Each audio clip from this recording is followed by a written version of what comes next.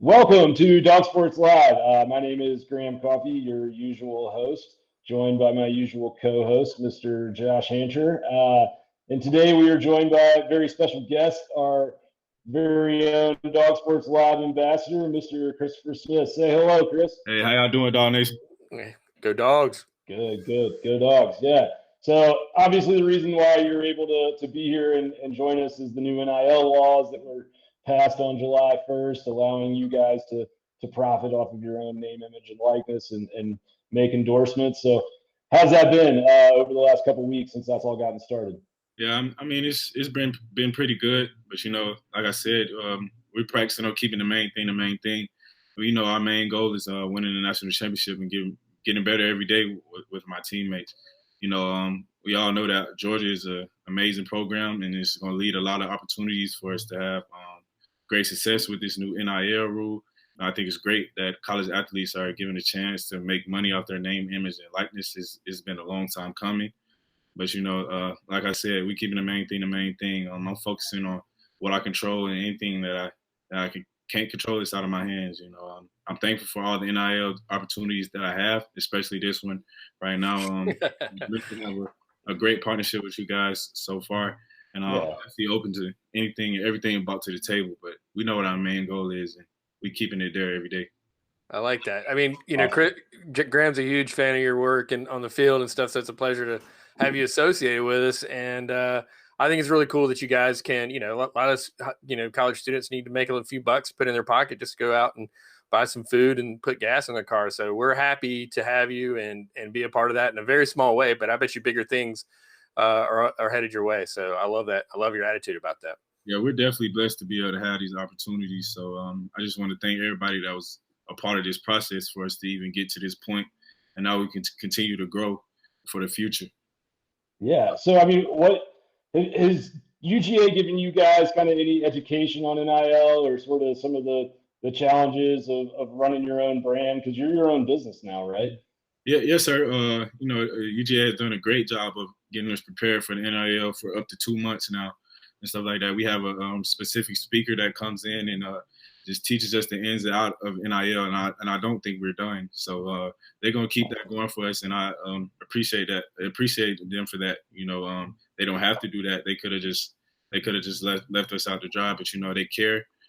They care about our well-being. They don't want us to be out here making any terrible mistakes, as I'm sure it does happen. I know the players were excited, but was the staff excited for you guys to have these opportunities? Yeah. The staff was definitely excited for us to have this opportunity, but they wanted us to be cautious with these things, because a lot of guys can get into bad things and bad deals dealing with this NIL stuff. Like I said, it's new territory, so I definitely appreciate them for getting us prepared. I know a lot more things about it now that I didn't then, and I definitely think it's helping me out. Awesome. Mm-hmm. Yeah. So kind of to your work on the field. So I mean, you've played in 24 games now since you've been at Georgia, but you were really kind of pressed into a starting role last year. First, when Richard LeCount was ejected in the Auburn game for targeting, and then after his injury after the Kentucky game, you kind of filled into that role the rest of the year. What was that like, sort of, jumping in there on such short notice, and like, how was it in that Auburn game? All of a sudden, one play he's on the field, next play you're out there. Did you even have time to think about it, or was it just go? Well, yeah, I definitely, especially in the Auburn game, I definitely had time to think about it, because I had been getting first team reps that whole week, because the starter that we had, he was a little bit dinged up and banged up, so I had been getting first team reps that whole week. So I kind of felt like I was going to be able to play. So unfortunately, when Richard got knocked out of the game for targeting, I was thrust into the game, but I was well prepared, very ready for it. So it wasn't nothing I wasn't prepared for. Coach Smart always preaches next man up and things like that. So I was definitely well prepared. All my teammates had my back, including Richard, and they all helped me out on the field. They giving me the calls that I need, because they know it's like my first time out there in like big game situations and things like that. So that really helped. Guys like Monty Rice, Mark Webb, all guys in the NFL right now, they were definitely a great big help. Kobe Dean, all those guys, they were a great big help to me in my first game out there.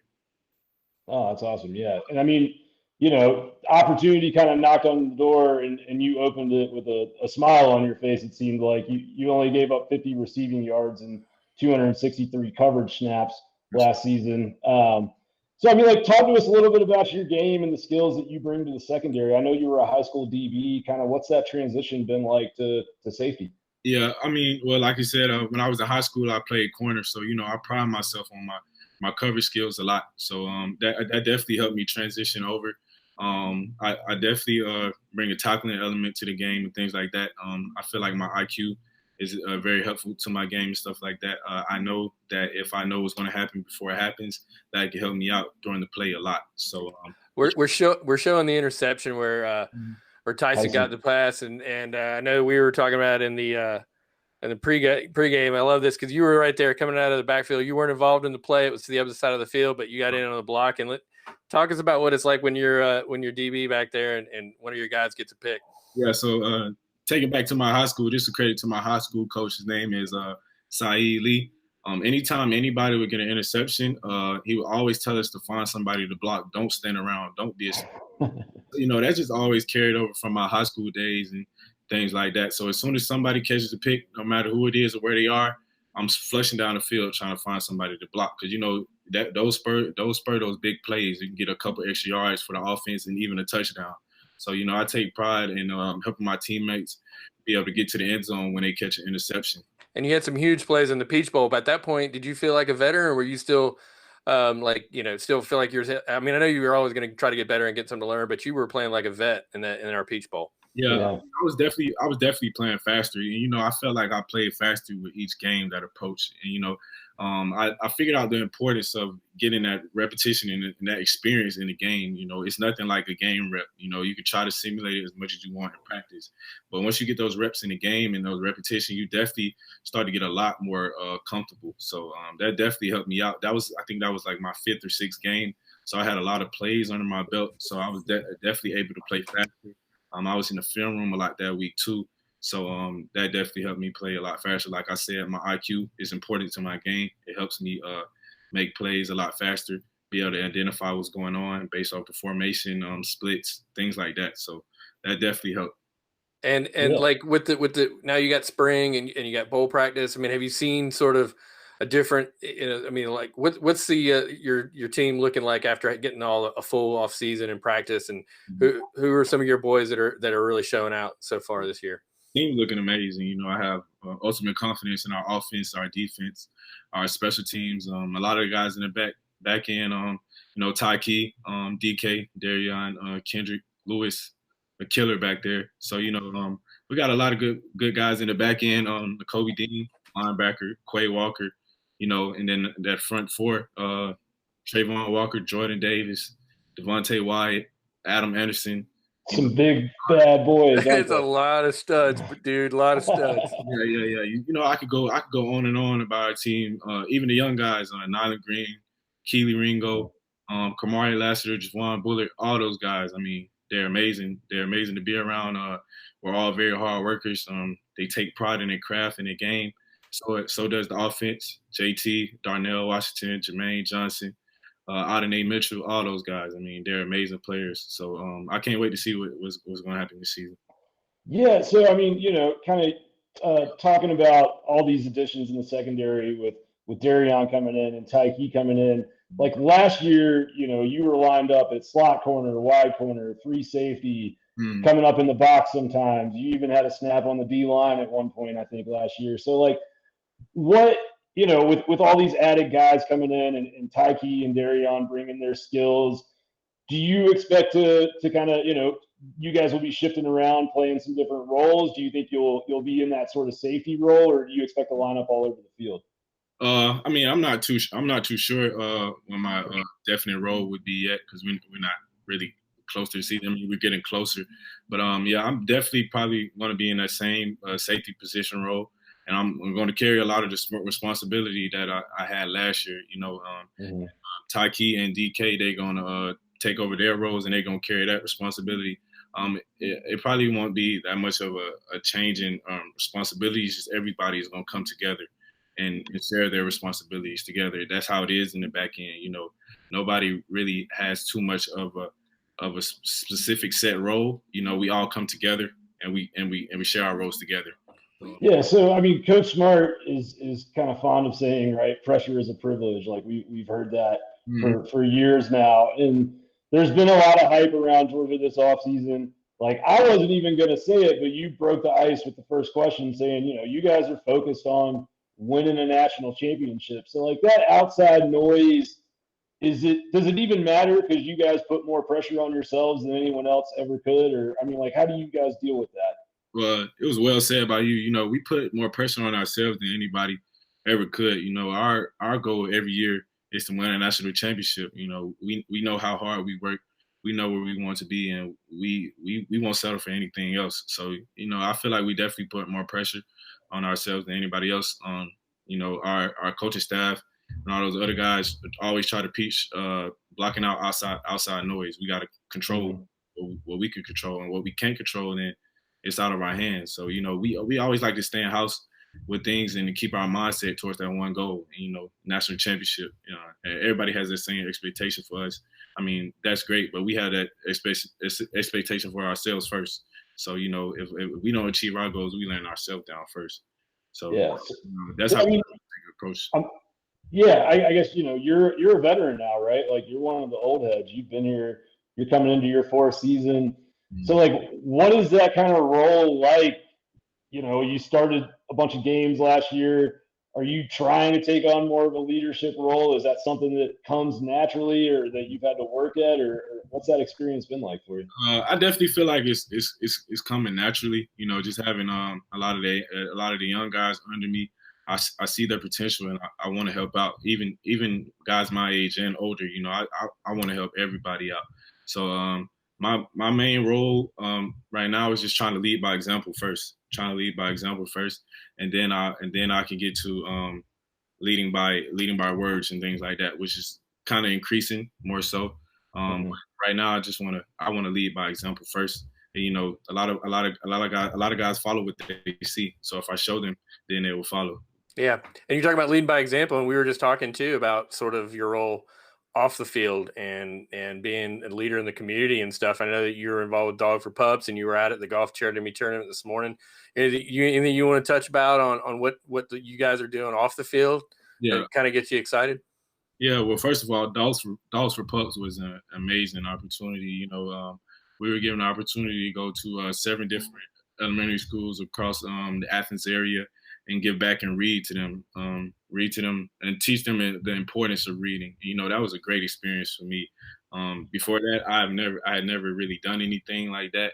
But after that, I can't see myself ever turning down the opportunity to do something like that. That was just very fulfilling. Like those kids seeing a smile that I put on their face, walking in the classroom, some of them hugging me. You know, that's awesome.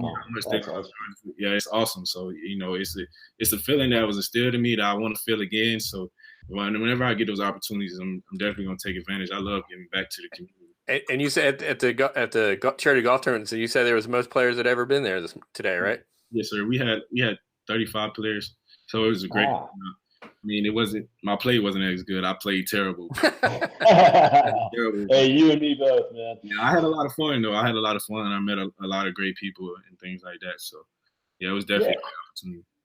I mean, you know, kind of what is that like? Like it feels like once you come to Georgia and you commit to UGA, like you're kind of Bulldog Nation sort of wraps their arms around you, and it's like you're part of this big extended family. Do you get just kind of lots of folks saying hello to you in random places, or, you know, what are some of those experiences like with being part of that big family? Yeah, it's definitely just a great experience across like the whole Athens. You know, the whole Athens wraps their arms around the UGA program, the school. So it's definitely a family vibe down here. Everybody takes care of each other, looks out for each other, and things like that. So yeah, it's definitely been great. My time here. A lot of love from the fans, a lot of love from people that are not even fans, just the people in this city. You know, they're great people, and it shows. So, Chris, you know, Georgia's had so many talented teams over the years, and, you know, continues to put guys in the NFL. Just put 9 guys in the draft this past offseason. And it seems like, kind of the ones that have had the most success on the field have been those teams that have had really strong leaders and kind of that family dynamic. And I know that was something Coach Smart talked a lot about with the 2017 team was how they really became this close-knit family. Are you guys, you just came back from 7-on-7 and doing some workouts this afternoon. Like, do you feel that vibe at all within the team? Or are you guys, is there a closeness there, or is it different in any way than past years? Or, I mean, how does that look right now? Yeah, I definitely feel like our team is very, very close right now. It's a lot of great camaraderie amongst each other. We did a lot of activities over the spring and the summer that helped build the connection with the team. So I feel like those things were really important, and they really pushed us to be very close to each other. So yeah, I definitely feel that vibe with the team. I'm very cool with everybody. I'm talk to everybody and things like that. So you need that connection to be able to win.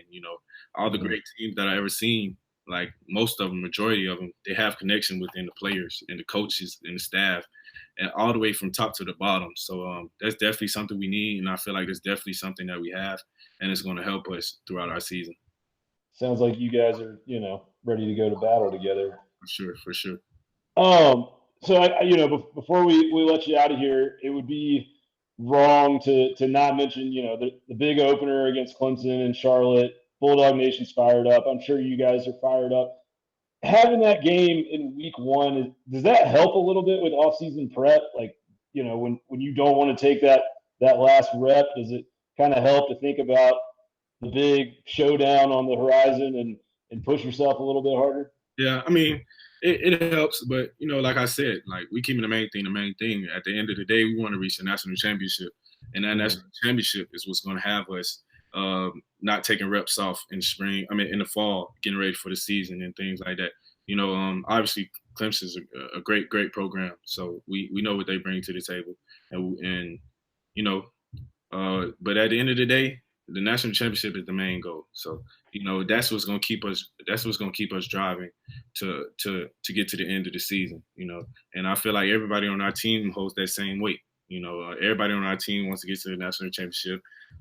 They know what it's going to take for us to get there. That connection and that camaraderie that we build with each other is definitely going to help us get there too. And, we're working hard every day. I see a lot of guys. After practice, after 7-on-7, getting extra work. So, a lot of those things, all these things are going to build up, and all the games that we play throughout the season are going to help us get to where we want to go. So, no, that's exciting, and I'm sure everybody out in Bulldog Nation will be excited to hear that.